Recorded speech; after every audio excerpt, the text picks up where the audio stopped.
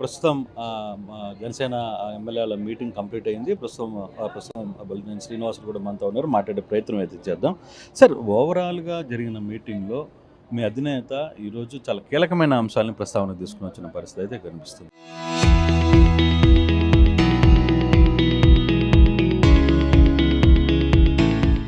ప్రధానంగా అంతర్గతంగా మీరు ఎదుర్కొంటున్న కొన్ని సమస్యలు, ఏదైతే కూటమిలో జనసేన ఎమ్మెల్యేలు గెలిచినప్పుడు కావచ్చు, లేకపోతే గెలిచిన టీడీపీ ఎమ్మెల్యేల దగ్గర జనసేన ఎదుర్కొంటున్న ఇబ్బందులు కావచ్చు, దీని మీద ఏమైనా ఒక డైరెక్షన్ వచ్చిందా సార్ మీకు? డిఫరెంట్గా వాటి మీద కోఆర్డినేషన్ కమిటీలో పెట్టి అది ఎందుకంటే చంద్రబాబు గారు పాజిటివ్గా ఉన్నారు, లోకేష్ గారు పాజిటివ్గా ఉన్నారు, ఏదైనా మనం మాట్లాడి క్లోజ్ చేయొచ్చు, మీకు వచ్చిన ఇబ్బంది ఏంటని అడిగినప్పుడు రాష్ట్రం అంతా కూడా జనసేన నెగ్గిన చోట సమప్రాతినిధ్యం ఇస్తూ ఉన్నారు, కానీ తెలుగుదేశం నెగ్గిన చోట జనసేనను పట్టించుకోవట్లేదు అనేది అక్కడ ఆయన నోటీసులోకి వచ్చింది. నేను అన్నీ క్లియర్గా రాసుకుని ఎవరు ఇబ్బంది పెడుతున్నారన్నది మీద కూడా రాసుకుని చంద్రబాబు గారితో మాట్లాడి ఇష్యూ క్లోజ్ చేద్దామని చెప్పారు. అదేవిధంగా లోకల్ బాడీసు డీలిమిటేషను, ఏదైతే నియోజకవర్గాలు డీలిమిటేషన్ అవుతూ ఉన్నాయో, జిల్లాలు పెరుగుతూ ఉన్నాయో వాటిని మీద కూడా చర్చ జరిగింది. అంటే తరోగా ఈ కాడి నుంచి పార్టీ సమావేశాలు జరుగుతాయి. అంటే ఎవ్రీ 15 days ఆర్ 1 monthకి కొన్ని నిర్ణయాలు పార్టీని బలోపేతం చేసుకోవడానికి కానీ, లోకల్ బాడీస్ ఎలా ఫేస్ చేయాలనే దాని మీద కానీ, డీలిమిటేషన్లో ఎలా వస్తే ఎలా చేయాలనే దాని మీద అందరి నాయకులతో కూడా ఆయన చర్చించడం జరిగింది. అంటే ఎమ్మెల్యేల విషయంలో పర్టికులర్గా కొందరు మీరు చెప్పినట్టుగానే, లేకపోతే పవన్ కళ్యాణ్ కూడా క్లియర్గా ఒక మాట చెప్తున్నారు, లోకల్గా ఉన్న వాళ్ళతో మీరు సెటప్ చేసుకోండి, వాళ్ళందరినీ ఏకం చేసుకునే ప్రయత్నం చేయండి. కానీ కొందరు అక్కడున్న టీడీపీ క్యాడర్, ఇప్పుడు టీడీపీ క్యాడర్ కలుస్తారు, లీడర్ కలవడు, నాయకుడు కలవడు, అది మనం ఏం చేయలేము దానికి. ఆల్రెడీ చంద్రబాబు నాయుడు గారికి నేను స్వయంగా చెప్పాను, సార్ మీ క్యాడర్ని కడుపులో పెట్టుకుంటాం, కానీ మీ లీడర్ని మేము మొయ్యలేము, అది మా వల్ల కాదు. ఎందుకంటే నేను ఎమ్మెల్యేని, పైన మా మంత్రి ఉన్నాడు, లేదా పైన మా ప్రభుత్వం ఉంది అనే స్థాయిలో వాళ్ళు ఉన్నప్పుడు మనం పెద్దగా పట్టించుకోవాల్సిన అవసరం లేదు. ఎందుకంటే మాకు కూడా నాయకుడు ఉన్నాడు, మాకు పార్టీ ఉంది, ఇది సంకీర్ణ ప్రభుత్వం, కూటమి ప్రభుత్వం, అందరూ కలిసి పనిచేయాల్సిన అవసరం ఉంది, ఎవరు ఎక్కువ కాదు ఎవరు తక్కువ కాదు అనే భావనలో అంటేనే కూటమి ఉంటుంది తప్ప నేనే గొప్ప అంటే డోంట్ కేర్, ఎవడో కేర్ చేయడు, అది ఎవడు కాడే గొప్పోడు. ఇక్కడ క్యాడర్ ఇప్పటికీ చాలా ప్రాంతాల్లో కొంత ఇబ్బంది గురవుతుంది, కొంత అవమానాలకి భరిస్తుంది. అయినా కడుపులో పెట్టుకుని ఉన్నామా అని చెప్పి ఎమ్మెల్యే దగ్గర కూడా చాలామంది మీలాంటి సీనియర్స్కి అయితే ఓపెన్గా మాట్లాడేస్తున్నారు అనుకోండి. బయట వాళ్ళ పరిస్థితి ఏంటి? చంద్రబాబు గారికి చెప్పాం కదా, ఇంకా మీకు చెప్పడానికి ఉంది, ఆయనకే చెప్పాం. ఇప్పుడు మీరు రేపు పొద్దున వైసీపీతో కలవడానికైనా ఇష్టపడుతున్నారు, కానీ మాతో కలవడానికి ఇష్టం లేనప్పుడు ఇంకా మరి కలిసి ఎలా ప్రయాణం చేస్తాం? కానీ ఈ విషయం మీ అధినేతకి దృష్టికి వెళ్ళిందా సార్? ఆయనే పడుతున్నారు, ఆయనకి తెలుసు, మనోహర్ గారు తెలుసు, అందరికీ తెలుసు. ఆయన ఇప్పుడు దాన్ని కోఆర్డినేషన్ కమిటీలో పెట్టి క్లోజ్ చేస్తారు. అంటే రాబోయే రోజుల్లో ఇప్పటికీ కొంత లేట్ అయింది, ఎమ్మెల్యేలతో చర్చలు జరగడం లేదు, ఎమ్మెల్యేలతో స్ట్రైట్గా వచ్చాడు. కానీ ఈ రోజు మాత్రం చాలా ఓపెన్. 2 సంవత్సరాల్లో పవన్ కళ్యాణ్ గారు కానీ ఏ మంత్రి ఏ ఎమ్మెల్యే కూడా ప్రజల్లోనే ఉన్నాడు. ఎందుకంటే 5 సంవత్సరాలు పనులు జరగలేదు. ఇవాళ పవన్ కళ్యాణ్ గారి డిపార్ట్మెంట్ కానీ, సివిల్ సప్లైస్ కానీ, అలాగే ముఖ్యమంత్రి గారు నోటీసులోకి వెళ్ళిన ఇష్యూలు కానీ అన్నీ క్లోజ్ చేసుకుంటూ వస్తూ ఉన్నారు. 5 సంవత్సరాలు ఒక రోడ్ లేదు, ఒక గొయ్యి పోడ్చలేదు, ఒక కాలువలో సిల్ట్ తీయలేదు, ఒక మురుగు కాలువ తవ్వలేదు, జగనన్న కాలనీ అని పేరు చెప్పి అక్కడ కనీసం కంకర రోడ్డు కూడా వేయలేదు. ఇన్ని సమస్యల మీద 2 సంవత్సరాల పోరాటంలో కొంత ఫలితం వచ్చింది.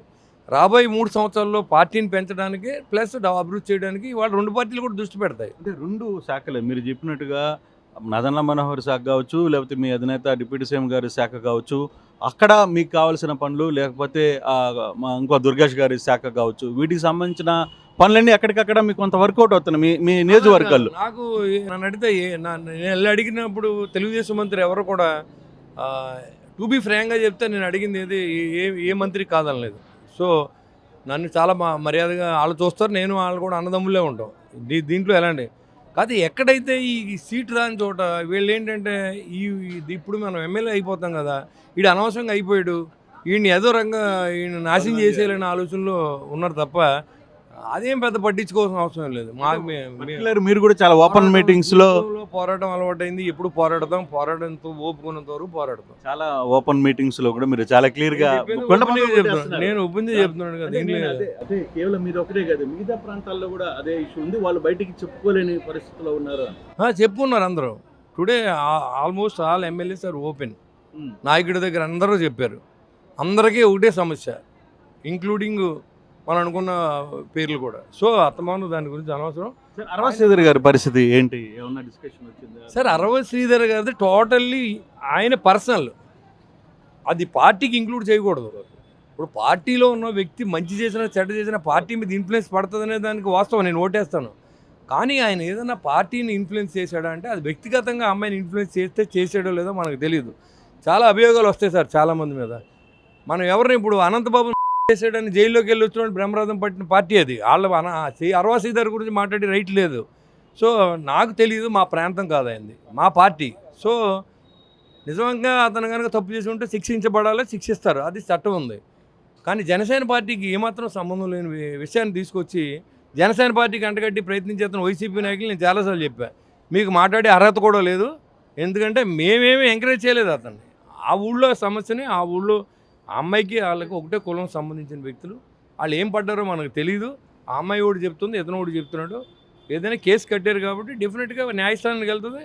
అది దీనికి పవన్ కళ్యాణ్ గారికి పార్టీకి ఆపాదించే ప్రయత్నం మాత్రం మంచిది కాదని నా ఉద్దేశం. అంటే ఇప్పటికే తను మరి ఒక వీడియో రిలీజ్ చేస్తుంది, ఒకటే రిలీజ్ ఎందుకు చేస్తుందంటే పార్టీ చాలా కాలంగా దూరంగా పెట్టమని చెప్పి అధినేత చెప్పారు. కానీ ఆయన ప్రభుత్వ కార్యాలయాల్లో తర్వాత వీటిల్లో అధికారికంగా ఆయన పాల్గొంటున్నారు.